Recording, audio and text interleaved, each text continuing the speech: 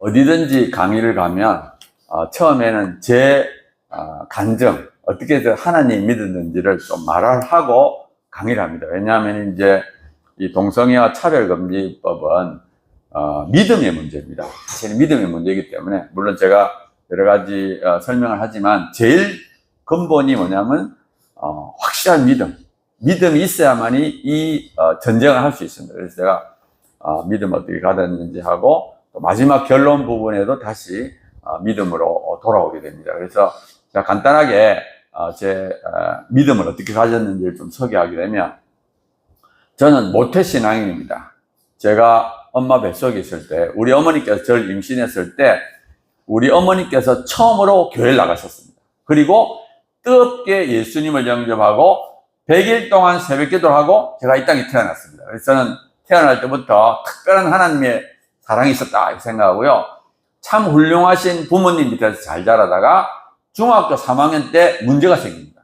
그게 뭐냐 하면은 중학교 3학년 생물 교과서에 모든 식물이 세포로 만들어졌다 이렇게 나와 있는데, 그날따라 그게 참 신기하게 들렸어요. 야, 모든 식물이 세포다니? 그럼 동물은 뭐로 됐지? 막 제가 과학책을 찾으니까 동물도 세포를 만들어졌다는 걸 알았습니다. 근데 그 다음 순간에 질문이 저한테 갔어요. 나는 그럼 뭐로 만들어졌지?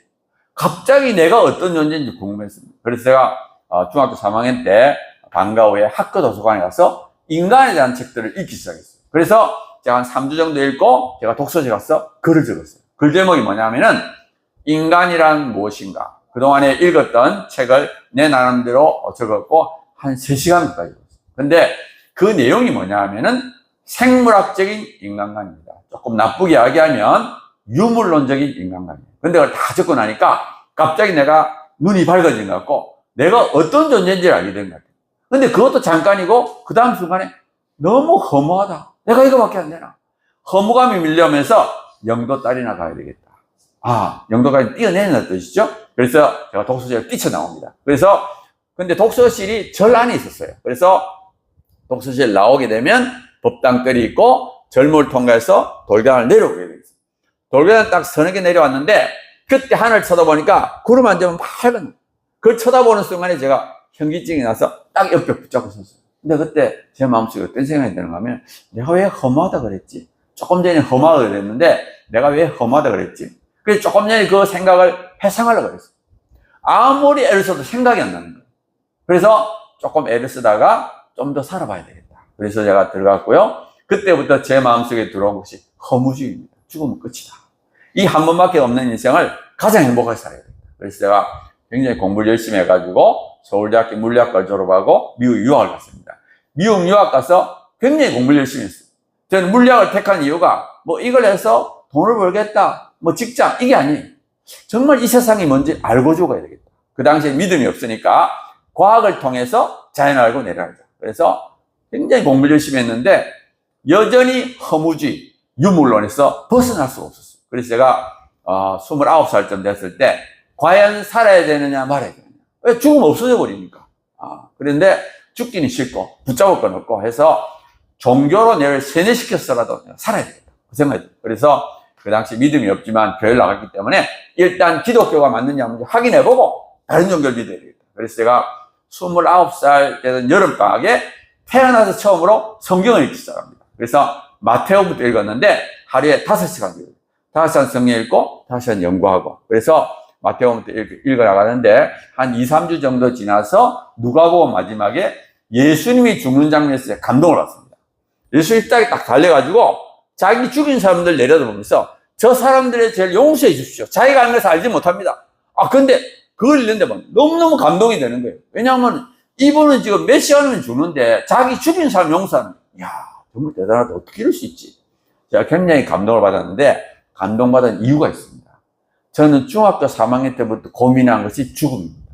어떻게 하면 이 죽음의 문제를 해결할 수 있어? 철학책도 읽어보고. 근데 저는 해결을 못했어요. 근데 이분은 죽기 전에 죽인 사람 용서하는 거예요. 정말 대단하다. 조금 더 읽어 스데반이 역시 그래요. 제가 하여튼 감동을 받으면서 하루에 5시간씩 읽었어요. 또 한 일주일쯤 지났어요. 그날도 점심 먹고 책상에 딱 앉았는데 너무 눈이 아팠어요. 제가 그 당시 연구를 이론 물리학을 해가지고 하루 종일 컴퓨터 풀어가면서 그러니까 눈을 뜰 수가 없어. 낮잠을 좀 자야 되겠다. 그래서 책상 뒤에 있는 1인용 소파에 가지고 잠이 들었습니다. 자다가 일어나지고 잠이 들고 그걸 몇 차례 반복했어요. 그러다 갑자기 제가 뭘 보는가 하면 저 위에서 1인용 소파에 잠들었는데 내려보는 거예요. 야, 신기하다. 내가 온몸을 다 내려다보네. 근데 그 다음 순간에 딱 든 생각이 뭔가 이게 죽는 거구나.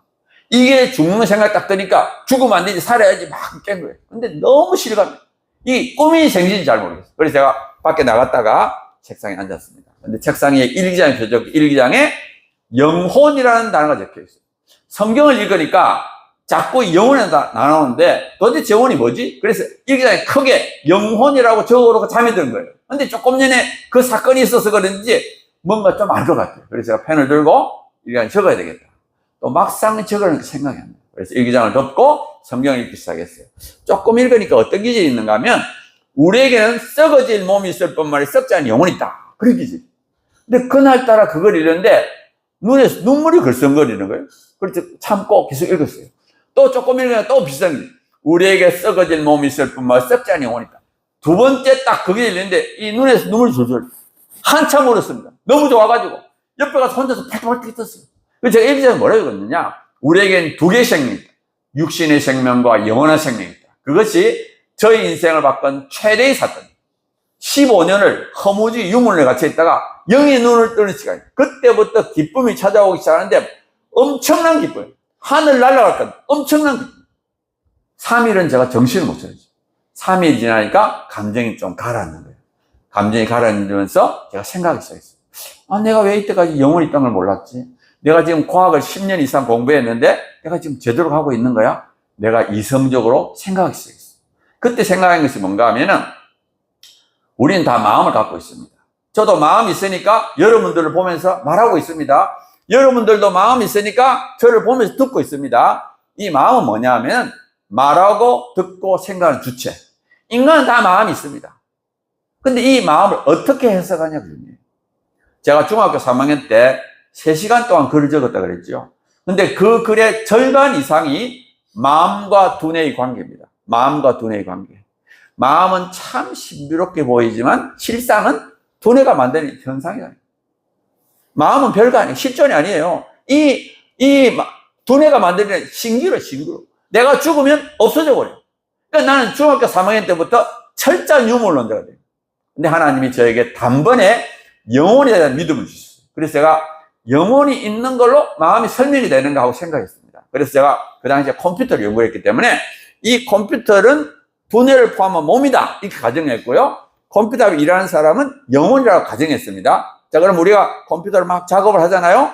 자, 그런데 그러면 키보드가 하나 망가집니다. 키보드가 망가지면 장애가 생기죠. 또 컴퓨터 CPU가 망가지면 장애가 생깁니다. 자, 그때 어떤 사람이 와가지고 봐라, 요 키보드 요거 망가지니까 장애가 생겼지. 그 기능은 요 부분이 담당하고 있어. 컴퓨터 앞에 일하는 사람 없어. 이렇게 주장을 했다면 정말 그 사람 말대로 컴퓨터가 오토매틱하게 작동을 해가지고 그 부분이 그렇게 할 수도 있겠죠. 근데 컴퓨터가 일하는 사람이 힘을 합쳐서 작업을 하더라도 컴퓨터 어디가 망가지면 장애가 생깁니다. 그것만 가지고 컴퓨터 앞에서 일하는 사람 없다 말을 못하지. 마찬가지입니다. 우리의 몸과 영혼이 연합을 해서 인격적인 활동을 하더라도 두뇌가 어디가 망가지게 되면 장애가 생깁니다. 그것만 가지고 영혼이 없다고 말을 못해요. 요즘은 우리가 뇌과학을 엄청 많이 합니다. 두뇌에 대한 연구를 엄청 해요. 생물학자, 심리학자, 수많은 과학자들이 두뇌에 대한 연구를 하고. 왜? 두뇌는 우리 자신이 문제고 또 신비롭습니다. 그래가지고 두뇌에 대한 엄청난 연구를 하고 있는데 이 뇌과학을 통해서 밝혀진 과학적 사실은 뭐냐? 조금 전에 제가 말씀드린 거예요. 두뇌가 어디가 망가지게 되면 어떤 장애가 생긴다. 그거는 우리가 과학적 사실입니다. 그건 우리가 받아들여야 돼요. 근데 그 이상은 모릅니다. 판단은 어떻게 하는지, 기억은 어떻게 하는지, 감정은 어떻게 생기는지 몰라요. 우리가 지금 정신적인 활동을 하고 있지만 우리가 그것이 잘 모릅니다. 제가 이제 말씀드리고 싶은 것은 뭐냐면은 과학적 사실 자체는 영혼이 있다 없다 말하지 않습니다. 중립. 과학적 사실 자체는. 근데 문제는 뭐냐? 과학자는 중립이 아닙니다. 자기 나름대로 가정을 해서 논리를 만들고 논문을 쓰고 대학교에서 석박사 가르치고 그다음에 이렇게. 근데 문제는 뭐냐? 대다수의 과학자는 유물론자입니다. 왜? 영적인 체험이 없기 때문에. 그래서 그 사람들은 두뇌가 마음을 만들어낸다고 가정해서 대학교에서 가르치고 논문 쓰고 이렇게. 그 다음에 그걸 또 중고등학교에서 가르칩니다. 생물 시간에 대뇌 피질을 딱 가르쳐요. 그 다음에 그걸 또 문화로 만듭니다. 우리가 영화로 만들어요. SF 영화. 지금부터 제가 벌써 한 50년 전인데 그 당시에도 SF 영화가 많이 있었어요. 근데 SF 영화 중에 상당 부분이 뭐냐? 두뇌를 조작해서 마음을 조작하는 영화예요. 그러니까 이미 두뇌를 조작해서 마음을 조작하는 영화는 두뇌가 마음을 만들어내고 있다고 가정하고 있습니다. 그러니까 우리가 살고 있는 이 세상은 이미 교육과 문화를 통해서 유물론을 세뇌하고 있습니다. 유물론이라는 것이 공산주의 국가만 가리키는 게 아니에요. 소위 말하는 자본주의 국가. 자본주의 국가도 역시 유물론을 가르치고 있습니다. 이 시대에 가장 강력한 종교는 뭐냐? 유물론이에요. 예. 그래서 공부를 열심히 하면 열심히 할수록 학교에서 배우는 걸 정말 진지하게 공부하는 사람일수록 유물론자가 될 가능성이 굉장히 높습니다. 그래서 좀 경제적으로 잘 살아지고 교육 시스템이 잘 되고 나면 세 가지 현상이 일어나요. 그게 뭐냐? 자살률이 증가합니다. 두 번째, 이혼율이 증가해요. 또 세 번째, 범죄율이 증가합니다. 아니, 이상하잖아요. 아니, 잘 살아져서 교육을 많이 시키면 많이 시킬수록 자살률, 이혼율, 범죄율이 증가해요. 그게 왜냐? 인간의 존재 가치를 교육을 통해서 파괴하기 때문에 그렇습니다. 그래서 아무튼 제가 그 당시에 제가 생각한 것은 뭐냐면 영혼이 있는 걸로도 마음이 설명이 되는 거예요. 저는 중학교 3학년 때부터 철저한 유물론자였는데 비로소 소망을 발견했어요. 죽어서 끝나는 것이 아닐 수도 있겠구나. 정말 영혼씨가 있는지 좀 알아야 되겠다. 막 그런 소망이 있어요. 그리고 제가 11월 달쯤 되니까 어떤 생각이 딱 드는가 하면 결국은 내가 죽을 텐데 죽기 전에 증거를 가져야 되겠다. 컴퓨터 비용만 가지고 안 되겠다. 내가 진짜로 영혼씨가 있는지 확실한 증거를 가져야 돼. 그래서 제가 29살 되던 마지막 날에 일기장이 뭐라 적었느냐 하면 내년에는 하나님을 만나자. 성경에 보면 하나님 있다고 그러는데 만약에 하나님이 계시면 영혼씨가 있고 영혼씨가 있으면 내 안에 영혼이 있을 수 있다. 근데 하나님은 별개의 존재니까 내가 하나님 만나야 되겠다. 그래서 제가 30살 들어가서 그때부터 기도합니다. 하나님 정말 계시다면 저를 만나주세요.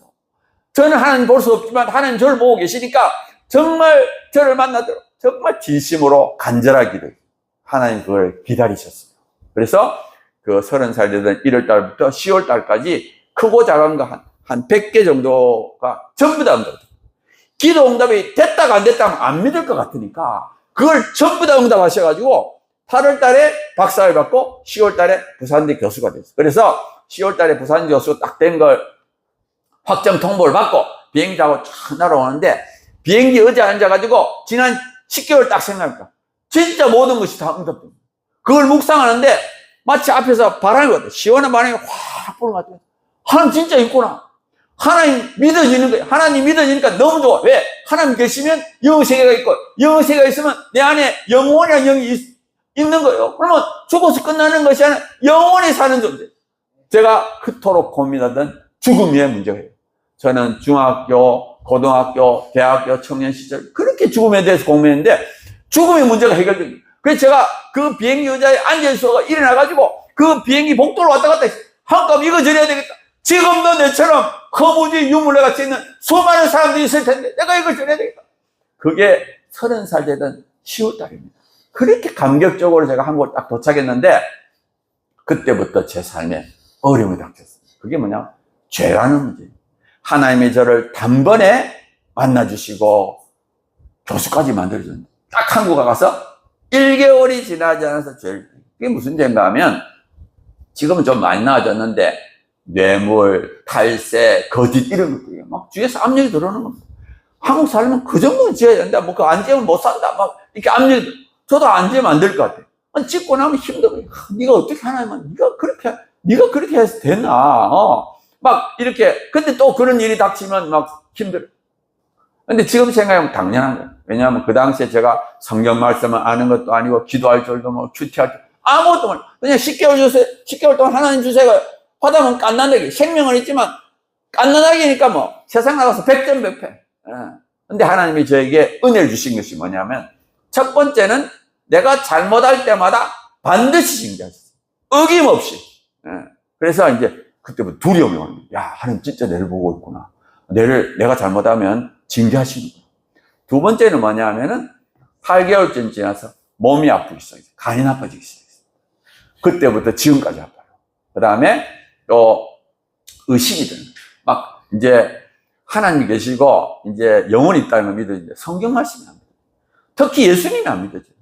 예수님이 안 믿어진 어떤 계기가 있는데, 제가 책을 참 좋아해서 어느 날 간디 자서전, 인도 간디 자서전을 책을 샀는데, 그게 한 500페이지 되어 있는 책입니다. 근데 그 중간에 어떤 내용이 있는가 하면, 간디가 나는 왜 기독교인이 안 되었는가 하는 그런 내용이 있어요. 이 간디가 영국에서 유학생활을 할 때 주위에 기독교 친구들이 많이 있었는데, 자기가 이해가 안 되는 부분이 있었대요. 그게 뭐냐 하면은, 그 친구들이 어느 날 와가지고 내가 얼마 전에 죄를 지었는데 예수님의 피로 말미암아 그 죄가 없어졌다고 주장한대요. 자기는 도대체 그게 안 믿어져서 자기는 기독교인이 안 되었다 하는 그런 내용이 있어요.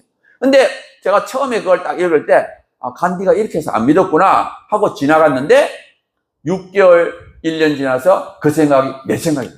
아, 나도 안 믿어져. 아니, 어떻게 예수님의 피가 무슨 능력이 있어서 우리 죄를 없애지? 그러면서 이제 나도 똑같은 의심이 드는 거예요. 그러니까 이제 제 마음속에 전쟁이, 한쪽은 야, 네가 예수님 믿고 천국 가고 몸도 나아야지. 한쪽은 안 믿어지는 거 어떻게? 계속 마음속에 싸워. 근데 하나님이 저에게 질병이라는 축복을 주셨어요. 그래가지고 감기능 검사를 하면은 이 감기능 수치가 정상에서부터 점점 나빠지기 시작하는 겁니다. 그러다가 딱 죽겠다 싶으면 딱 손을 들어. 하나님, 한 번만 살려주시면 제가 다시 의심하지 않고, 예수님 한 번만 살려주세요. 제가 정말 마음을 납작 엎드려가지고 살려달라고. 참 신기하게 간이 좋아요. 간 기능 수치가 조금씩 좋아져가지고 몇 달에 걸쳐서 정상이 딱 되면 또 의심이 되는 거예요. 야, 네가 전번에 그거 잘 씌었으나 한 거야. 솔직히 말해봐. 너 예수님 안 믿잖아. 안 믿는데 그 믿는다는 거짓말이다. 이 안에서 이제 이렇게 하면 또 그걸 못 이기는. 왜? 안 믿는 건 사실이니까. 그러니까 뭐 한쪽은 또 믿어야 돼. 안 믿어져. 뭐 계속 전쟁. 그러면 또 다시 이게 감기능 수치가 점점 나빠. 조금 나빠지면 정신이 안 차리죠. 이러다가 죽겠다 싶으면 딱 손. 하나님, 정말 한 번만 살려주세요. 다시는 안 하겠습니다. 그럼 또 좋아져요. 제가 4년 동안 5번 했어요. 5번. 진짜 인간 강팍합니다. 그래가지고 36살 때 의사가 내게 간경화라는 판명을. 지난 이렇게 아파하니까 의사가 간경화. 그러니까 정말 정신이 바짝 들어. 야, 진짜 죽겠구나. 그리고 내가 죽음 앞에서 죽음의 공포와 지옥의 공포가 같이 오겠구나. 이건 진짜 큰일 났다. 이 죽음이 오기 전까지 내가 이 문제를 해결해야 돼. 이거 제일 중요한 문제다. 그래서 부산대학교에서 휴직계를 내고 1년 휴직계를 내고 그때부터 제가 기도합니다. 하나님, 저도 예수님 좀 믿어지게 해주세요. 정말 하나님 앞에 기도해요. 하나님, 저도 예수님 좀 믿어지게 해주세요. 간절히. 그러면서 제가 한국 온 지가 한 5년쯤 지났으니까 목사님들의 설교 내용이 있잖아요. 예수님의 피가 우리의 왜 사는가. 이제 내 나름대로 성경을 읽기 시작해요. 그래가지고 제가 이제 구약부터 읽는 거예요. 첫 번째 읽은 것이 뭐냐면 유월절 사건. 이스라엘 민족이 애굽을 탈출할 때 문설주에다 양의 피를 바르면 하나님이 그걸 보고 넘어가는 사건. 그걸 딱 읽는데 어떤 생각이 들어요? 양의 피 자체가 효력이 있는 게 아니구나. 하나님이 양의 피를 보고 넘어가니까 안에 있는 사람이 안 죽었네? 그 다음에 또 레위기를 딱 읽으니까 레위기의 제사제도. 그러니까 죄를 지은 사람이 짐승을 끌고 와서 안수하고 그 다음에 제사장이 이렇게 제사제를 지내면 마지막에 그 사람의 죄가 없어졌다. 그런 내용이 있어요. 그래서 그걸 딱 읽는데 어떤 생각이 들어요? 짐승의 피 자체가 효력이 있는 게 아니구나. 하나님이 제사제도를 이렇게 하는데 그 하나님 말씀하신 대로 제사제도를 지내면 하나님이 하늘에서 그걸 보고 죄가 없다고 간주를 하시는구나. 그렇게 이제 조금씩 깨달음이 오는 거예요. 그러면서 이제 그렇게 한 몇 개월을 지났어요. 그러다가 한 3개월쯤 지나서 제가 아침 새벽 4시 반에 깼어요. 가만히 누워서 깼는데 가만히 누워가지고 이제 지난 날을 생각하는 거예요. 36년을 뒤돌아보는데 젊은 날 그 유물론에 빠져가지고 하다가 29살 때 영현들을 뜨고 또 30살 때 기도 응답받고 교수가 되고 또 한국 와서 죄를 짓고 몸이 아프고 그걸 쫙 돌아보는데 두 가지 생각이 딱 들어요. 첫 번째는 뭐냐? 제일 먼저 감동받은 것이 예수님이었구나. 성경 읽다가. 두 번째, 지난 4년 동안에 5번이나 예수님 믿겠다고 몸이 낫고 의심하면 나빠지고 지난 4년 동안 5번이나 경험했구나. 아, 그게 딱 두 가지가 떠오르면서 어떤 생각이 딱 들어요. 하나님이 내보고 예수님 믿으라는구나. 하나님이 내보고 믿으라는데 내가 어떻게 감히 그걸 거부할 수 있겠느냐. 그래서 제가 일어나가지고 다른 방에 가서 기도했어요. 하나님, 제가 예수님을 잘 믿겠습니다 하고 이제 한 5분이나 10분 간단하게 기도했어요. 그리고 나서 이제 다시 방으로 왔는데 진짜 신기한 거는 그날 이후로 의심이 안 돼요. 그날 이후로. 우리가 의심을 하고 싶어서 합니까? 그냥 간이 안 좋을 때 가만히 누워있으면 저절로 의심돼. 그날 이후로 의심이 안 됩니다. 그래가지고 제 이제 영적인 고통은 끝났어요. 영적인 전쟁이 끝났습니다. 근데 그렇다고 해서 제 몸이 나은 건 아니에요. 그래서 제가 1년 후에 복직을 했습니다. 부산대학교 복직을 했는데 그 레지던트가 협박을 했어요. 막 5년 안에 암이 될 가능성이 있다. 뭐 이러니까 제가 얼마나 마음이 쫄았겠어요. 그래가지고 연구실에다 침대를 갖다 놓고 수업하고 나서는 이제 침대에 안 누워있다가 또 수업하고 겨우겨우 살았죠. 그러니까 한 30대, 40대 누워 지냈어요. 근데 한 40대 후반쯤 되니까 너무너무 마음 아픈 거예요. 물론 구원은 받았지만 마음속에 이러다가 죽으면 너무 억울한 거예요. 그래서 제가 40대 후반에 기도했어요. 하나님, 저도 하나님 일 좀 하다가 죽게 해주세요. 정말 간절하게. 하나님, 정말 일 좀 하다가 죽게 해달라고 정말 간절하게 기도했는데 제가 만으로 50대 됐네. 그게 언제 2006년도입니다. 2006년도에 국민일보에 차별금지법 제정이라고 났어요. 그 차별금지법이 그 당시엔 좋은 법으로, 차별을 없애는 법으로. 그래서 제가 보니까, 성적 지향이 들어있더라고요. 근데 그 기사가 뭐냐 하면은 국가인권위원회가 정부에 차별금지법을 제정하라고 권고하는 기사입니다. 그래서 성적 지향이 뭔가 싶어서 국가인권위 홈페이지 들어가서 보니까 성적 지향은 동성애, 이성애, 양성애를 뜻한다. 동성애 포함되어 있어요. 그래서 아이고 동성애는 안 되지 싶어가지고 제가 주위에 한 250명 교수님들 서명을 받아가지고 2007년도 2월 달에 제가 이제 그 서명을 받아서 보냈습니다. 청와대, 그 다음에 법무부, 그 다음에 정당 이렇게 2007년도 2월 달에 보냈어요. 그리고 나서 저는 일을 다 했다 생각해요. 겨우겨우 교수직 유지한 사람이 이제 그거 했으니까. 근데 2007년도 10월 달에 입법력을 했는데 여전히 성적장이 들어요. 야, 큰일 났다. 성적장이 여전히 들어있네? 그래 또 막 알렸는데 감사하게도 서울에 있는 교수님 한 분이 그걸 보고는 이제 1인 시위하고 해서 막았습니다. 그리고 저는 이제 그거를 더 이상 할 마음이 없었어요.